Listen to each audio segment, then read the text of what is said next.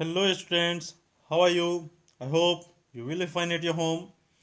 In today's session, we will learn the ionic equilibrium part 2 and the topics which are related to ionic equilibrium. So let's see.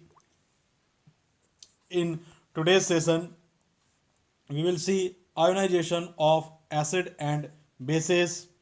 After that, a strong and weak electrolyte, degree of ionization of polybasic acids, and some numericals. So let's start. First, degree of dissociation. So what is the meaning of degree of dissociation? Degree of dissociation, it means this degree of dissociation is denoted by alpha. Alpha is degree of dissociation. What is alpha? So alpha is number of dissociated molecules divided by total number of molecules. So for example, if we take 100 molecules, okay, if we take 100 molecules of HCl, so HCl, we know HCl, it ionizes into H plus and Cl minus. So here the question is, one molecule of HCl, it gives one H plus ion and one Cl minus ion. And if we are taking 100 molecules of HCl, then how many molecules will undergo dissociation? So very simple, in very simple way, we know HCl is a strong electrolyte, okay, and acetic acid is weak electrolyte. So why we are saying strong electrolyte and weak electrolyte? So this strong and weak term is used on the basis of this alpha. So see, if we take 100 molecules, so 100 molecules of HCl, if they are ionizing into H plus and Cl minus, means 100 H plus and 100 Cl minus, then total number of dissociated molecules. So see here, before dissociation, when there was no any dissolution or dissociation, number of molecules of HCl, it were 100. सीधा सीधा सीधा से देखना relation. Degree of dissociation क्या है? Degree of dissociation में alpha degree of dissociation है, और अल्फा का वैल्यू कितना होता है? Number of dissociated molecules divided by total number of molecules. तो यदि हमने 100 मॉलिक्यूल्स ऑफ HCl लिया है, तो ये हमें काउंट करना है कि आउट ऑफ 100 मॉलिक्यूल्स कितने मॉलिक्यूल्स आयंस में कन्वर्ट होंगे. तो HCl के केस में जब ऑब्जर्व किया जाएगा, तो देखो सीधा सीधा सोल्यूशन ही देखना है कि 1HCl, इससे 1H प्लस मिलता है, तो 100HCl से कितना मिलेगा? 100H plus and 100Cl minus. सो अब ये क्वेश्चन आता है, हमने टोटल मॉलिक्यूल्स कितना लिया? 100 मॉलिक्यूल्स लिया, और टोटल मॉलिक्यूल कितने डिसोसिएट हुए? टोटल 100 मॉलिक्यूल डिसोसिएट हुए, तो टोटल वैल्यू कितना होगा? 1. सो अल्फा की वैल्यू कितनी आ गई?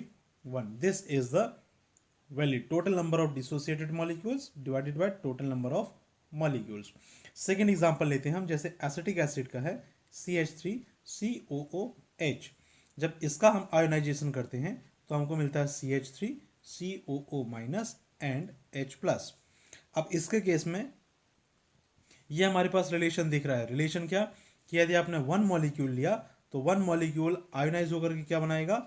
1 H plus and 1 acetate minus, okay, acetate ion. तो यदि हमने 100 मॉलिक्यूल्स ऑफ एसिटिक एसिड लिया, तो आयंस कितना मिलना चाहिए? 100 एनायन और 100 कैटायन मिलना चाहिए. बट एक्चुअली 100 नहीं मिलता है, इसमें हार्डली 20 to 30 आयंस मिलते हैं. तो अब देखो, 100 में से आयंस मिल रहे कितने? 20. तो इसका मतलब बचेंगे कितने? 80 बचेंगे. तो कितने आयंस डिसोसिएट हुए? 20. टोटल हमने कितना लिया था? 100. तो ये हो गया इसका degree of ionization. So what is degree of ionization? ये देखना है हमको कि टोटल कितने मॉलिक्यूल्स डिसोसिएट हो रहे हैं डिवाइडेड बाय टोटल मॉलिक्यूल्स हमने कितना लिया है. ये है अल्फा और degree of dissociation. So weak electrolyte को हम कैसे डिफाइन करेंगे? तो वीक इलेक्ट्रोलाइट के लिए सिंपल सा तरीका है. वीक इलेक्ट्रोलाइट में क्या होगा? Degree of dissociation less than 1 होगा, ओके. और स्ट्रॉन्ग इलेक्ट्रोलाइट में क्या होगा? डिग्री ऑफ डिसोसिएशन लेस, इसमें इक्वल टू 1 होगा, क्योंकि जितने मॉलिक्यूल्स हम लेंगे उतने ही हमको क्या मिलेंगे? आयंस मिलेंगे. या हम कहें कि जितने हम मॉलिक्यूल्स ले रहे हैं उतने ही मॉलिक्यूल्स डिसोसिएट होंगे. So this is the degree of dissociation. इसी के बेस पर हमने स्ट्रॉन्ग इलेक्ट्रोलाइट और वीक इलेक्ट्रोलाइट को डिफाइन किया है। चलिए अब हम देखते हैं, नेक्स्ट देखेंगे आयोनाइजेशन ऑफ वीक एसिड। तो वीक एसिड के लिए हमने लिया ये एक acid HX plus H2O। Double arrow का मतलब क्या, देखो स्ट्रॉन्ग इलेक्ट्रोलाइट यदि हमने लिया है, स्ट्रॉन्ग एसिड या स्ट्रॉन्ग बेस या स्ट्रॉन्ग सॉल्ट, तो यदि आपने स्ट्रॉन्ग लिया है, रिमेंबर दिस थिंग कि यदि हमने वीक स्ट्रॉन्ग एसिड या स्ट्रॉन्ग बेस को लिया हुआ है तो इसमें हम सिंगल एरो यूज़ करते हैं। कि सिंगल एरो क्यों, क्योंकि ये सिर्फ एक ही डायरेक्शन में होगी। लेकिन जहाँ पर हमने वीक इलेक्ट्रोलाइट यूज़ किया, वीक बेस इलेक्ट्रोलाइट किया, एसिड या बेस यूज़ किया है, तो इसका मतलब 100% आयोनाइजेशन नहीं होगा। तो 100% आयोनाइजेशन नहीं होगा, इसका मतलब यहाँ पर इक्विलिब्रियम बनेगा। तो यहाँ अब हम आयोनाइज करते हैं HX, ये कन्वर्ट होगा H प्लस और X माइनस में। H प्लस सिंगल तो कभी रहेगा नहीं, तो ये वाटर के साथ H3O प्लस और हाइड्रोनियम आयन बनाएगा।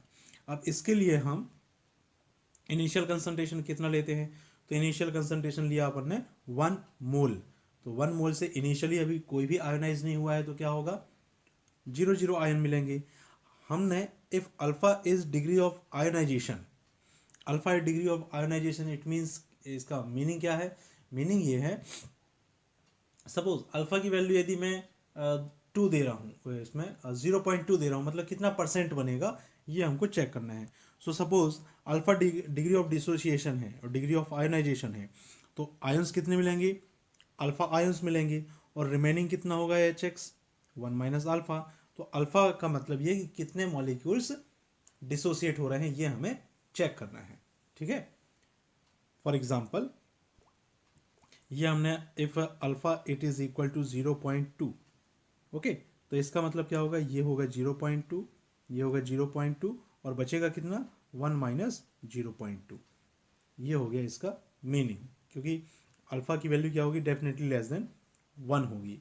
तो अब यहाँ पर परसेंटेज यदि आप बात करेंगे तो परसेंटेज का वैल्यू अलग हो जाएगा। चलिए हम इसको देखते हैं अब आगे। इसके लिए यदि आप पर्टिकुलर कंसंट्रेशन की बात करें हम C, तो C कंसंट्रेशन में कितना होगा, ये तो अपन ने 1 मोल लिया कि 1 मोल में से कितने आयोनाइज हुए। यदि हमने 1 मोल की जगह 5 मोल 10 मोल लेते हैं तो कितना होगा, इनिशियल कंसंट्रेशन होगा C, और अभी अब कितना बचेगा C इंटू 1 माइनस अल्फा। तो C क्या है, C is a concentration, okay, C is a concentration 1 मोल 2 मोल 3 मोल 4 मोल, जितना भी हम इसका मोलेटी लेना चाहें। सो अब इस पर्टिकुलर इक्वेशन में देखना है आपको कि इसके लिए आप इक्विलिब्रियम कांस्टेंट कैसे लगाएंगे और डिसोसिएशन कांस्टेंट कैसे बनाएंगे। तो डिसोसिएशन कांस्टेंट का पैटर्न याद रखना है, equilibrium constant it is equal to concentration of product divided by concentration of reactant. तो प्रोडक्ट कौन कौन से हैं, प्रोडक्ट है H3O plus and X minus, divided by reactant कौन है HX। तो यहाँ पर अब हमको ये सपोज करना है इसमें कि H3O प्लस की कंसंट्रेशन कितना है C अल्फा, इंटू HX की माइनस कितना है C alpha, divided by HX की वैल्यू कितना है C इंटू 1 माइनस अल्फा।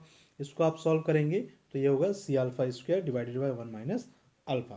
तो ये Ka क्या दिखा रहा है, Ka this is a constant for acid, और कौन सा कांस्टेंट, डिसोसिएशन कांस्टेंट।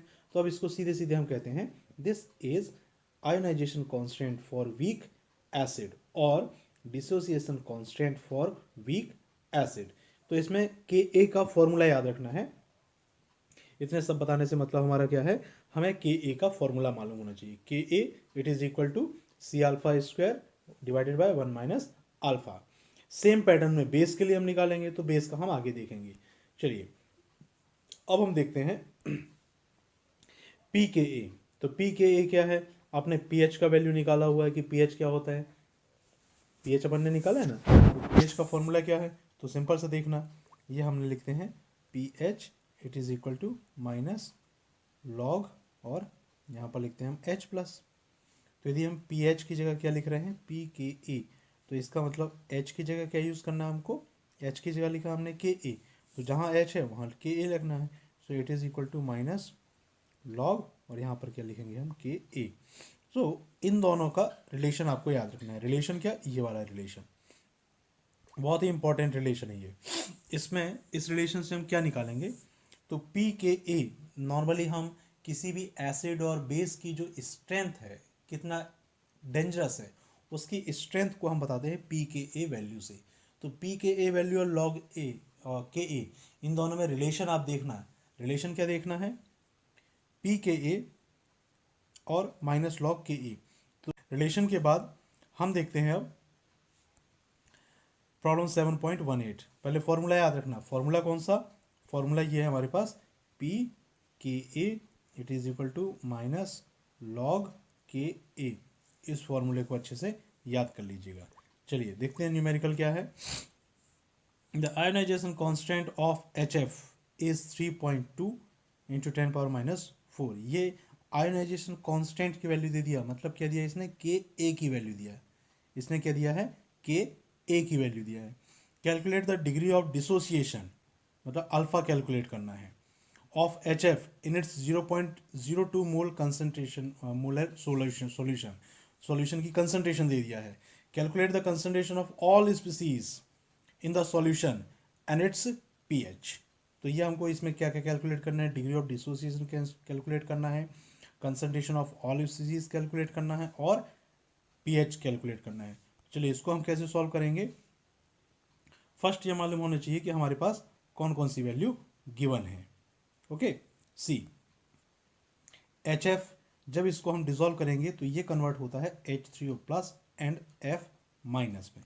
तो इसके लिए इनिशियल कंसंट्रेशन कितना लिया है इसने? 0.02 मोल सॉल्यूशन लिया है, क्योंकि मोल सॉल्यूशन की मोलैरिटी कितना कंसंट्रेशन दिया हुआ है? 0.02। इनिशियल कंसंट्रेशन प्रोडक्ट 0 रहेगा। आफ्टर डिसोसिएशन, तो suppose degree of dissociation alpha है, डिग्री ऑफ डिसोसिएशन कितना है?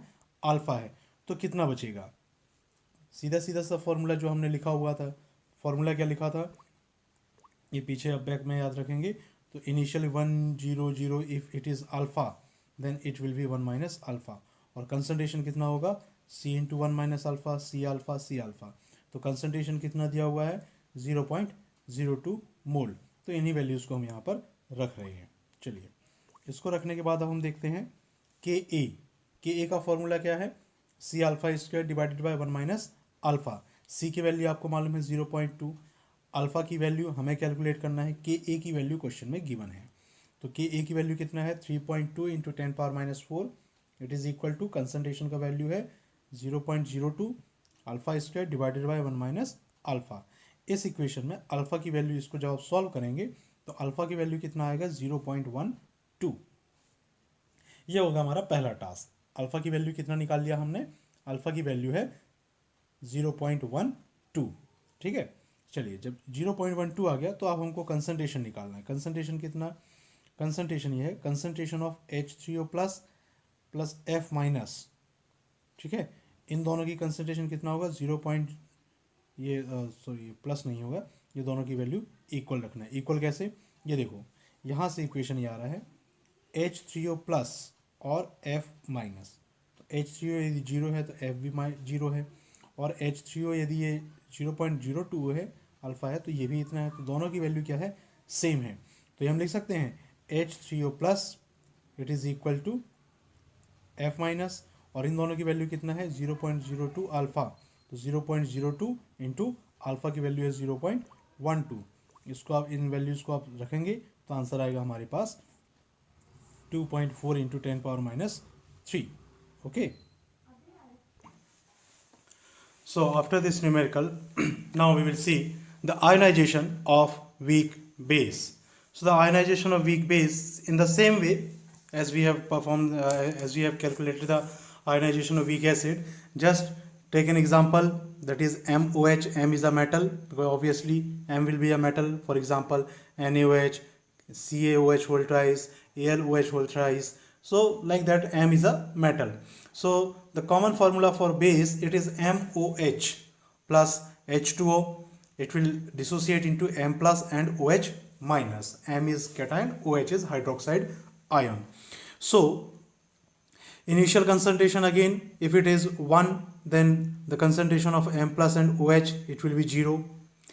If alpha is the degree of ionization, then 1 minus alpha equal to alpha plus alpha, because M plus M plus is equal to MOH, so alpha it is equal to this one, so the remaining concentration is 1 minus alpha. यहाँ तक का तो काम हमने कर लिया. अब देखो C क्या है, C इज अ कंसंट्रेशन. अब देखो कंसंट्रेशन का हम कंसेप्ट क्यों ले रहे हैं, हमने 1 मॉलिक्यूल से लिया था. यदि हम इसको सपोज 100 लेके चलते हैं तो 100 मॉलिक्यूल्स में से कितना डिसोसिएट होगा, सपोज 25 डिसोसिएट हुआ तो बचा कितना 75. तो वही हमें काम करना है. मतलब कहने का क्या है, सपोज हमने यदि 100 मॉलिक्यूल्स लिए हैं तो 100 मॉलिक्यूल्स में इनिशियली क्या होगा, कोई आयोनाइजेशन नहीं है. 100 में से यदि 25% आयोनाइजेशन हो रहा है तो इसका मतलब आयंस कितने बनेंगे 25. तो रिमेनिंग कितना होगा, 100 में से 25 मॉलिक्यूल तो डिसोसिएट हो गए, तो रिमेनिंग कितने होंगे 100 माइनस 25. तो ये तो हो गया 100 मॉलिक्यूल्स के लिए. तो हमने इसी को इनिशियली लेके चला है 1. So 1 is if it is initial concentration, so the remaining concentration after ionization it is 1 minus alpha. और आपने यदि सॉल्यूशन की कंसंट्रेशन C लिया हुआ है, C it may be 2 molar, it may be 3 molar, जो भी कंसंट्रेशन हमने लिया हुआ है तो इसका मल्टीप्लाई इसमें करेंगे. इसके लिए अब हमको देखना है डिसोसिएशन कांस्टेंट. तो फिर से इक्विलिब्रियम कांस्टेंट आपने कैलकुलेट किया हुआ है तो फिर आपको इसमें दिक्कत नहीं जाएगी. Product M plus and OH इसका initial concentration divided by concentration of OH. तो C alpha into C alpha, इसको आप सॉल्व करेंगे. अब KB क्यों लिखा हमने, क्योंकि ये आयोनाइजेशन कांस्टेंट किसके लिए है, ये बेस के लिए है. तो एसिड के लिए हमने लिखा था Ka और बेस के लिए हम क्या लिख रहे हैं Kb. सो दोनों में फॉर्मूला दोनों का सेम रहेगा. Ka equal to C alpha square divided by 1 minus alpha और Kb equal to C alpha square divided by 1 minus alpha. दोनों में डिफरेंस क्या है, सिर्फ हम Ka और Kb इतना ही देख के बताएंगे ये वैल्यू, पर्टिकुलर जो वैल्यू है ये किसके लिए दिया हुआ है, एसिड के लिए दिया हुआ है या बेस के लिए. तो Kb का वैल्यू इतना निकाल लिया हमने. तो log Kb Pkb क्या होगा, pH के सिमिलर हो गया. तो यहाँ से हम इसको कैलकुलेट करेंगे Pkb. चलिए इसका देखते हैं हम numerical. So the pH of 0.04 molar hydrogen solution is 9.7. Calculate its ionization constant Kb and Pkb. तो यदि आपको Kb मालूम है तो आप Pkb कैलकुलेट कर सकते हैं. तो हमारा काम कहाँ रहेगा, हमें कैलकुलेट करना है Kb. ठीक है. अब Kb कैसे कैलकुलेट करेंगे, तो Kb कैलकुलेट करने के लिए इनिशियल आइडिया क्या होना चाहिए, Kb it is equal to C alpha square divided by 1 minus alpha. तो यहाँ पर अल्फा हमें मालूम होना चाहिए और अल्फा डिग्री ऑफ आयोनाइजेशन. तो यहाँ तो कहीं पर डिग्री ऑफ आयोनाइजेशन नहीं दिया है, यहाँ पर हमको क्या दिया है, सिर्फ pH. तो हम pH से डिग्री ऑफ आयोनाइजेशन कैलकुलेट करेंगे. और ये कैसे कैलकुलेट करेंगे, तो C H plus it is equal to antilog minus pH. देखो ये जो हमने यहाँ पर पर्टिकुलर काम किया हुआ है ये कैसे आ रहा है रिलेशन, तो रिलेशन ऐसे है pH it is equal to minus log H plus. Okay, ये दोनों साइड आप माइनस लेंगे तो ये हो जाएगा minus pH it is equal to log H plus. और यदि दोनों साइड हम एंटी लॉग लेते हैं, anti log minus pH it is equal to anti log से यहाँ पर हम लिखते हैं एंटी और यहाँ पर लॉग. तो लॉग का एंटी है तो ये दोनों कैंसिल हो जाएंगे, बचेंगे क्या, सिर्फ H प्लस. तो H प्लस इक्वल टू क्या हो गया, एंटी माइनस pH. तो यहाँ हमको क्या करना है, फॉर्मूला ये वाला सेट करना है. ये वाला फॉर्मूला कहाँ से आया, इस तरीके से आया है. ओके चलिए तो हम इसको सॉल्व करना स्टार्ट करते हैं. H प्लस की कंसंट्रेशन हमें निकालना है. H प्लस की कंसंट्रेशन कैसे निकालेंगे, तो हमको क्या करना है, एंटी किसका, pH कितना दिया हुआ है, pH दिया हुआ है 9.7. तो 9.7 का हमको एंटी लॉग निकालना है. तो ये एंटी लॉग होगा 1.67 इंटू 10 पावर माइनस 10. ये सॉल्यूशन कैसे निकालेंगे, तो इसके पहले हमने जो लॉगरिदम का टेबल, लॉगरिदम का वीडियो हमने अपलोड किया था उसको आप कंसल्ट करेंगे, कैसे आप किसी भी वैल्यू का लॉग निकालेंगे और एंटी लॉग निकालेंगे. तो यहाँ से हमारे पास कंसंट्रेशन आ रही है किसकी, H प्लस की कंसंट्रेशन है 1.67 इंटू 10 पावर माइनस 10. अब H प्लस की जब कंसंट्रेशन हमारे पास आ गई तो KW equal to H plus into OH minus. ये हमने आयोनाइजेशन ऑफ वाटर के लिए हमने डिसोसिएशन कांस्टेंट निकाला हुआ है. So KW it is equal to active mass of H plus and active mass of OH minus. KW की value कितनी होती है, तो यहाँ पर पहले हम OH का वैल्यू निकालते. देखो OH का वैल्यू क्या निकालेंगे, OH it is equal to KW by H plus हो जाएगा. ओके अब KW कितना होता है 1 इंटू 10⁻14, ये फिक्स वैल्यू है, ये हमने पहले वीडियो में देख चुका है। So KW it is equal to 1 into 10⁻14 और H प्लस की वैल्यू हमने निकाला हुआ है 1.6 इंटू 10⁻10।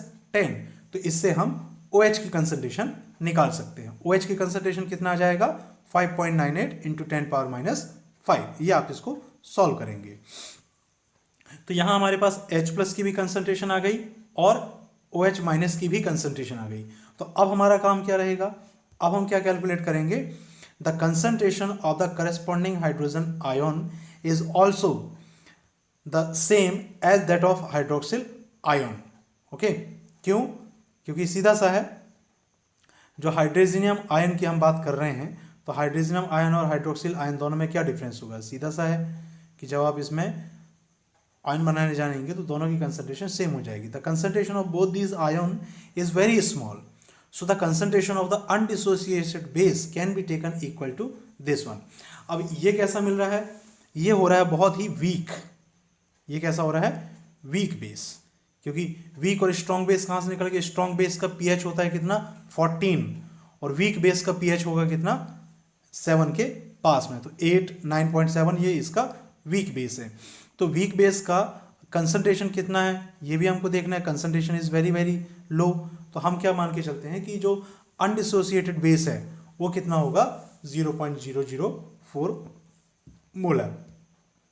तो इस स्टेटमेंट के बाद हम देखें K B it is equal to what.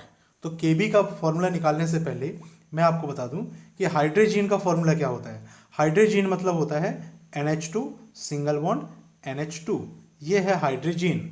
Hydrogen में क्या करना है हमको, इसको जब आप डिसॉल्व करेंगे H2O में तो H2O में क्या होगा, H प्लस किस में आ जाएगा, इसके साथ ऐड हो जाएगा, तो ये बनाएगा NH2 single bond NH3 plus, ये हमने यहाँ पर लिखा हुआ है, ये लिखा हुआ है, ठीक है। और रिमेनिंग क्या होगा, यहाँ पर H प्लस निकल गया तो क्या बचेगा OH। तो ये बन गया हमारे पास एक इक्वेशन। तो प्रोडक्ट डिवाइडेड बाय रिएक्टेंट, ये तो हमें फॉर्मूला हमने निकाल चुका है, इसको इक्विलिब्रियम कांस्टेंट की वैल्यू आपने पहले कैलकुलेट किया हुआ है। तो चलिए यहाँ से ये इक्वेशन हमको समझना, कौन सा इक्वेशन, ये वाला इक्वेशन, कि कैसे हमने इसको निकाला है। आफ्टर दैट KB, अब कंसंट्रेशन की बात करें हम तो कंसंट्रेशन किसकी कितना होगा, H प्लस की कंसंट्रेशन कितना और OH माइनस की कंसंट्रेशन कितना। तो यहाँ से आपको देखना है OH की कंसंट्रेशन कितना आएगा 5.9 इंटू 10⁻⁵, ओके। और हाइड्रोजन की कंसंट्रेशन कितना है 0.004 मोलार, और ये स्क्वायर क्यों कर रहे हैं, क्योंकि H प्लस और OH की कंसंट्रेशन सेम होगी।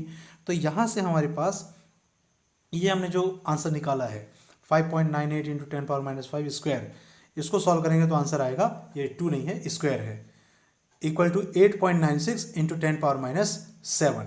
जब ये हमने सॉल्व किया तो KB की वैल्यू कितना आ गया 8.96 इंटू 10⁻7। अब देखो KB की वैल्यू होने से क्लियर चीज़ दिख रही है, और क्लियर क्या है कि ये KB की वैल्यू बहुत ही कम है, ठीक है। तो PKB it is equal to what, PKB equal to minus log KB। फॉर्मूले आपको याद करना पड़ेगा, फॉर्मूले का कोई ऑप्शन नहीं है।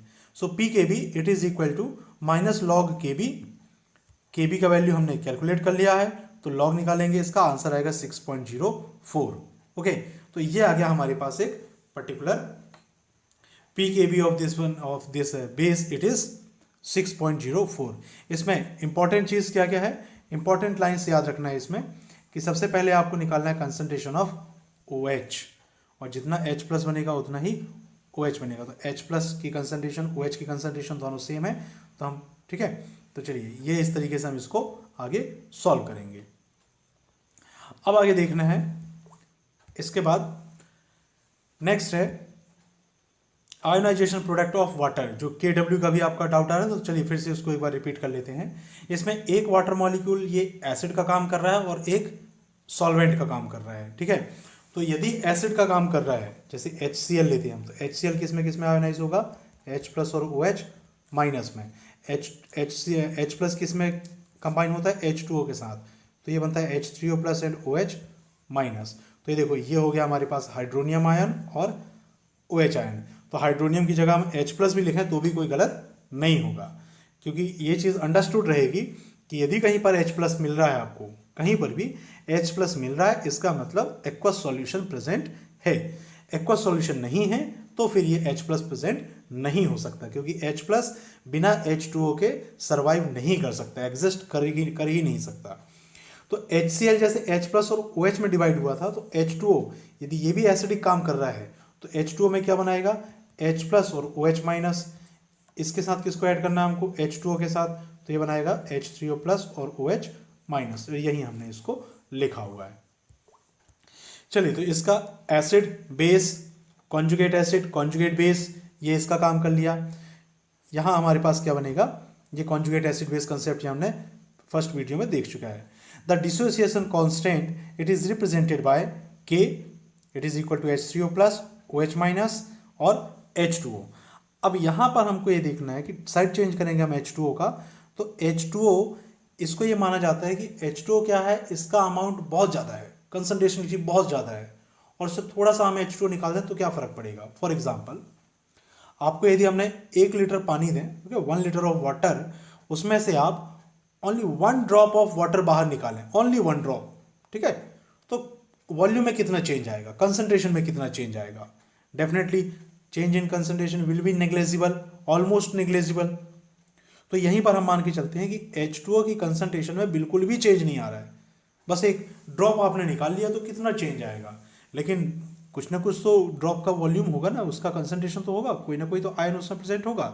तो यह हम मान के चलते हैं कि H2O की कंसंट्रेशन क्या है, ये H2O की कंसंट्रेशन सेम है।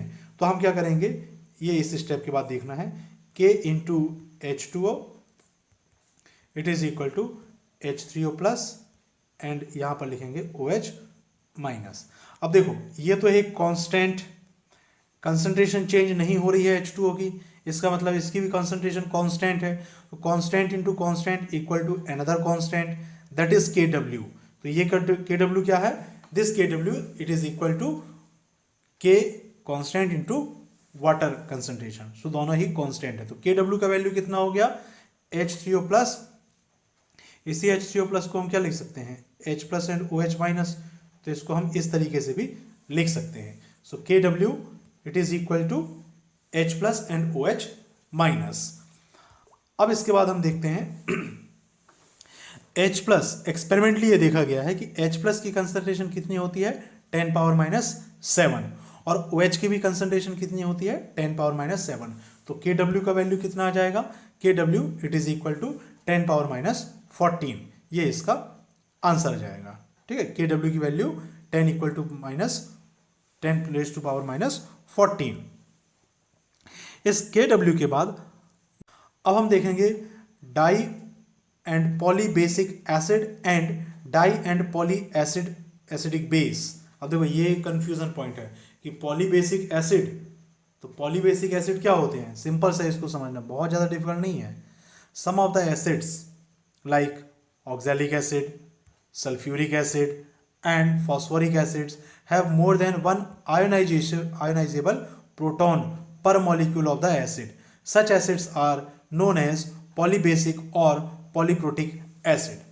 Meaning क्या है, HCl, HCl को आयनाइज करेंगे तो क्या क्या बनेगा, H प्लस और Cl माइनस। लेकिन यदि हम H2SO4 को आयनाइज करें तो क्या क्या बनेगा, H प्लस, और ये तो आपको मालूम है हाइड्रोजन और सल्फेट, हाइड्रोजन कितने यहाँ पर 2, तो 2H प्लस। HCl ने एक H प्लस दिया, एक प्रोटॉन दिया है, H2SO4 ने कितना दिया, 2 प्रोटॉन। H3PO4 जो फॉस्फोरिक एसिड है, ये क्या बनाएगा, 3H plus and PO4 3 minus, तो इसमें 3H प्लस मिल रहे हैं। तो यहाँ ये जो वर्ड यूज़ किया है पॉलीबेसिक और पॉलीप्रोटिक। पॉलीबेसिक मतलब क्या, जितने H प्लस होंगे, एक H प्लस है तो ये मोनोबेसिक है, मोनो एसिडिक नहीं कहना इसको, इसको हम कहेंगे मोनोबेसिक। 2 H प्लस है डाई बेसिक, और 2 से ज़्यादा है तो पॉलीबेसिक। ठीक है, तो इस कंसेप्ट को याद रखना कि डाई एंड पॉलीबेसिक एसिड क्या है, डाई एंड पॉलीबेसिक एसिड कि H प्लस के नंबर इसमें ज़्यादा होना चाहिए, जितने ज़्यादा H प्लस होंगे तो वो पॉलीबेसिक एसिड कहलाएगा। In the same way poly acidic base को भी हम डिफाइन कर सकते हैं। For example the ionisation reaction for example for di basic acid H2S are represented by the equation this one.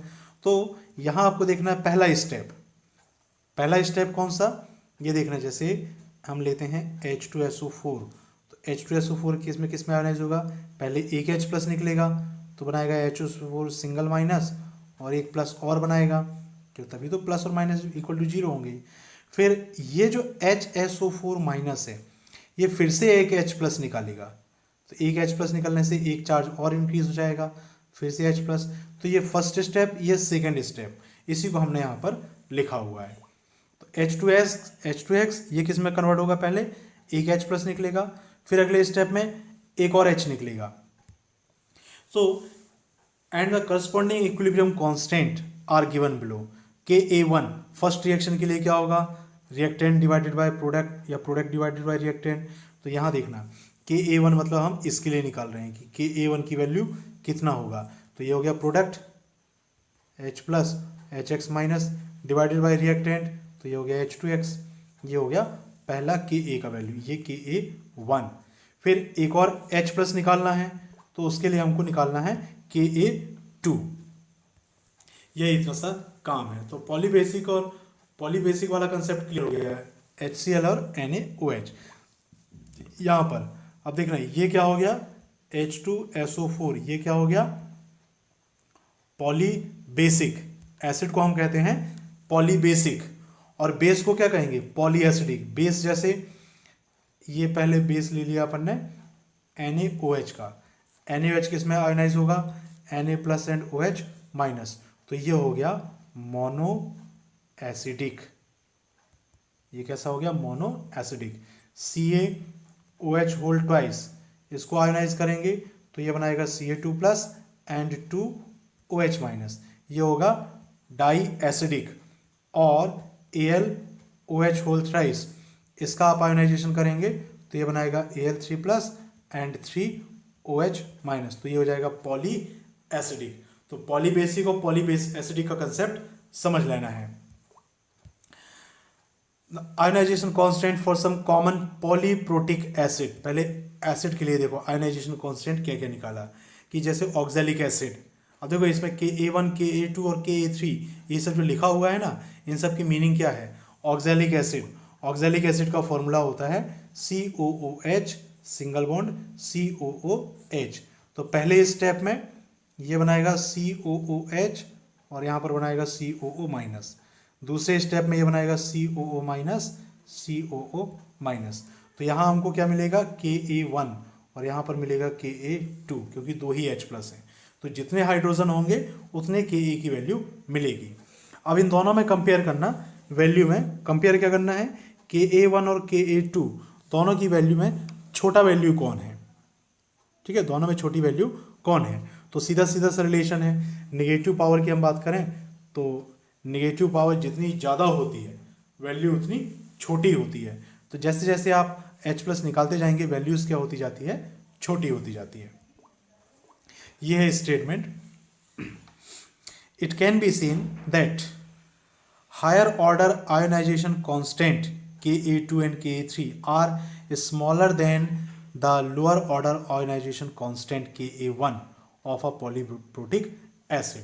मतलब Ka1 की वैल्यू Ka2 से बड़ी होगी, Ka2 की वैल्यू Ka3 से बड़ी होगी। क्यों होगा ऐसा, रीज़न है कि जैसे जैसे आप इसमें से H प्लस निकालते जाएंगे H प्लस का निकलना और मुश्किल होते जाएगा, ठीक है, H प्लस का निकालना और मुश्किल होते जाएगा। क्यों होगा, क्योंकि उसमें अट्रैक्शन इंक्रीज होते जाता है। तो ये हो गया ionisation constant of some common polyprotic acid. After this see factors affecting acid strength. ये एसिड स्ट्रेंथ को कौन कौन से फैक्टर अफेक्ट करेंगे। फर्स्ट फैक्टर जो इसमें काम करता है ये है स्ट्रेंथ ऑफ HX बॉन्ड। ये दो फैक्टर को या बहुत अच्छे से समझना है, ये आपके 12th में भी बहुत काम आएगा। Strength of HX bond. When we move down in a group in periodic table, size increases, hence bond strength decreases. So to break HA bond becomes easier, hence acidic strength increases। चलिए ये definition हो गई, इसको सीधे सीधे concept समझते हैं। Concept क्या है, HF HCl, ये तो मालूम है क्लोरीन का साइज फ्लोरीन से बड़ा है। HBr, HI, तो बॉन्ड लेंथ किसकी होगी सबसे ज़्यादा? सबसे ज़्यादा बॉन्ड लेंथ होगी HI की, क्योंकि I का साइज क्या है? सबसे बड़ा है। ये साइज हम की बात करें फ्लोरीन, क्लोरीन, ब्रोमीन और आयोडीन, आयोडीन का साइज सबसे बड़ा है। इसका मतलब एटम्स के बीच की डिस्टेंस सबसे ज़्यादा होगी। ग्राफिकली इसको देखें तो ये सपोज हमने हाइड्रोजन लिया हुआ है, देखो ऑलमोस्ट चारों का साइज सेम है। ये हो गया फ्लोरीन, साइज क्या होगा फ्लोरीन के बाद? फिर फ्लोरीन का साइज क्या होगा?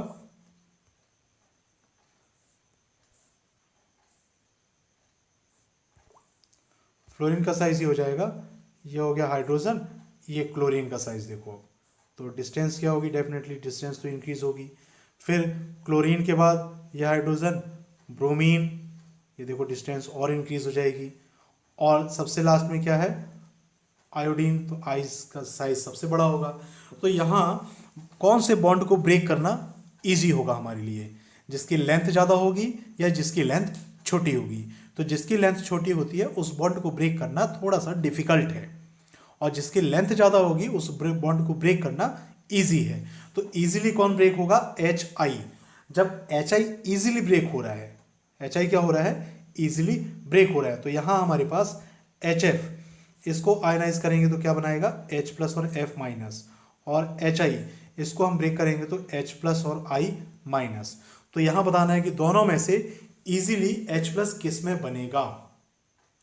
सो simple, due to increase in bond length it becomes easier to break this HI bond, and if the cleavage of HI bond becomes easier, then the formation of H plus it will become easier। और जब H plus जितना easily निकलेगा, जितना H plus easily निकलेगा, acid उतना strong होगा। तो strength किस पर डिपेंड करेगी? HX बॉन्ड पर। HX बॉन्ड लेंथ जितनी कम होगी उतना इजीली ये ब्रेक नहीं हो पाएगा, जिसकी बॉन्ड लेंथ ज़्यादा होगी वो उतना इजीली ब्रेक होगा। ये है एग्जांपल, देखो साइज की बात करें। सेकेंड है polarity, polarity of HX bond. तो पोलैरिटी से मतलब क्या है? When we move along the period in periodic table. ये वाला कंसेप्ट तो आपने क्लियर समझ लिया, पहला वाला, इसमें कहीं कोई डाउट नहीं है। यहाँ पर हमने साइज की बात की। अब हम बात करते हैं पोलैरिटी की, कि पोलैरिटी मतलब क्या? दो स्पीसीज यदि हम लेते हैं, एक AB मॉलिक्यूल है, तो AB मॉलिक्यूल किस में आयोनाइज होगा? A plus and B minus में। जैसे NaCl, तो NaCl किस में जाएगा? Na प्लस और Cl माइनस। ये है पोलैरिटी। सो NaCl के साथ साथ एक चीज़ और देखना, हम इसमें थोड़ा सा हम इसको एडिशन करना चाहेंगे। HOH, यहाँ पर जो दो इलेक्ट्रॉन हैं, ये दोनों इलेक्ट्रॉन किसके पास जाएंगे? हाइड्रोजन या ऑक्सीजन। तो हाइड्रोजन की इलेक्ट्रोनेगेटिविटी ज़्यादा है, इसलिए इलेक्ट्रॉन कहाँ जाएंगे? ऑक्सीजन के पास। तो ऑक्सीजन क्या बनाएगा? माइनस, और हाइड्रोजन क्या बनाएगा? प्लस। ये है polarity, partial plus and partial minus. तो ये किस पर डिपेंड करेगा? पोलैरिटी पर। तो देखिए पोलैरिटी में क्या हो गया? इसके ऊपर हो गया पॉजिटिव प्लस और इसका हो गया पॉजिटिव पार्शियल नेगेटिव चार्ज। तो यही है पोलैरिटी। पोलैरिटी की मीनिंग सिंपल से समझना है। पोलैरिटी मतलब जो दो एटम बॉन्डेड हैं, तो दोनों में से एक एटम के ऊपर पॉजिटिव चार्ज आ जाए और एक नेगेटिव चार्ज आ जाए। यहाँ पर हम बात कर रहे थे किसकी? पोलैरिटी की। When we move along the period in periodic table, electronegativity increases. As a result, polarity of HA bond increases, hence acidic strength increases. देखो अब इसमें पोलैरिटी का मैटर क्या है? तो सपोज हमने एक कंपाउंड बनाया है, कंपाउंड कौन सा है? H2O। ये हमने मॉलिक्यूल का स्ट्रक्चर बना लिया। और सेकेंड कंपाउंड हम बनाते हैं NH3। तो इसमें देखना है कि नाइट्रोजन और ऑक्सीजन दोनों में से इलेक्ट्रोनेगेटिविटी किसकी ज़्यादा है? डेफिनेटली ऑक्सीजन की इलेक्ट्रोनेगेटिविटी ज़्यादा है। इसका मतलब ये जो शिफ्टिंग ऑफ इलेक्ट्रॉन है, ये शिफ्टिंग ऑफ इलेक्ट्रॉन को देखो इस तरीके से हम दिखा रहे हैं कि सपोज हमारे पास जो दो एलिमेंट हैं A और B, इनके ये बीचों बीच की कंडीशन मिड पोजीशन है। दोनों इलेक्ट्रॉन कहाँ रहेंगे? इसी मिड पोजीशन में रहेंगे। बट A इसकी इलेक्ट्रोनेगेटिविटी बी के कंपेयर में ज़्यादा है। तो डेफिनेटली ये इलेक्ट्रॉन नेगेटिविटी ज़्यादा मतलब क्या, इलेक्ट्रॉन नेगेटिविटी है क्या, पहले इस टर्म को समझ लीजिए। Electronegativity it means the tendency of element to attract the bond pair of electrons, ठीक है, टेंडेंसी ऑफ एलिमेंट। और कौन सी tendency, to attract shared electrons. तो यहाँ पर हम ये दूसरे तरीके से देखें कि मान लो कि दो पर्सन ने कुछ अमाउंट शेयर किया, एक ने 5 रुपये शेयर किया, दूसरे ने भी 5 रुपये शेयर किया, दोनों ने मिलकर के सामान खरीद लिया 10 रुपये का। तो देख लें यहाँ पर तो शेयरिंग हो गई, लेकिन एक का नेचर थोड़ा सा ग्रीडी नेचर है, थोड़ा सेल्फिश नेचर है। तो सेल्फिश नेचर के कारण क्या करेगा, वो सामान को अपने पास रखना चाहेगा। शेयरिंग तो दोनों ने की है, इक्वल अमाउंट में शेयर किया है, लेकिन सेकंड का नेचर कैसा है, थोड़ा सा सेल्फिश नेचर है। तो वो क्या करेगा, इस जो भी सामान इसने खरीदा है उसको अपने पास रखना चाहेगा। तो ठीक वही केस हमारे पास मॉलिक्यूल में है। ए का नेचर क्या है, बी के कंपेयर में सेल्फिश है। तो ये ए क्या करना चाहेगा, इन दोनों इलेक्ट्रॉन्स को अपनी तरफ अट्रैक्ट करेगा। अट्रैक्ट करेगा तो ए के ऊपर चार्ज कौन सा आएगा, माइनस, और बी के ऊपर चार्ज कौन सा आएगा, प्लस, ठीक है। अब कंपेयर करते हैं यहाँ पर, तो ऑक्सीजन का नेचर कैसा है, थोड़ा सा ग्रीडी नेचर है। तो दोनों इलेक्ट्रॉन किसके पास आना चाहेंगे, ऑक्सीजन के पास। तो ऑक्सीजन के ऊपर चार्ज आएगा पार्शियल नेगेटिव और हाइड्रोजन के ऊपर आएगा partial positive. In the same way nitrogen का भी नेचर ग्रीडी नेचर है, तो नाइट्रोजन ये बनाएगा पार्शियल नेगेटिव और हाइड्रोजन पार्शियल पॉजिटिव। अब क्वेश्चन ये आता है कि दोनों में से नाइट्रोजन और ऑक्सीजन दोनों में से ज़्यादा सेल्फिश कौन है। तो सेल्फिश कौन है, ऑक्सीजन, मतलब इलेक्ट्रोनेगेटिव एलिमेंट कौन सा है, ऑक्सीजन। तो ये ऑक्सीजन की सेल्फिश नेचर या इलेक्ट्रॉन अट्रैक्ट करने का पावर नाइट्रोजन से ज़्यादा होगा। तो ये इलेक्ट्रॉन शिफ्ट कहाँ तक होगा, तो ये मिड पोजीशन है। मिड पोजीशन में ऑक्सीजन यदि सिर्फ कितना इतना शिफ्ट कर पा रहा है, ये ऑक्सीजन इतना शिफ्ट कर रहा है, तो नाइट्रोजन थोड़ा सा ही शिफ्ट करेगा। तो ये दोनों इलेक्ट्रॉन कहाँ रहने चाहिए, कहाँ पर, यहाँ पर रहने चाहिए, लेकिन दोनों इलेक्ट्रॉन कहाँ शिफ्ट कर रहे हैं, यहाँ पर।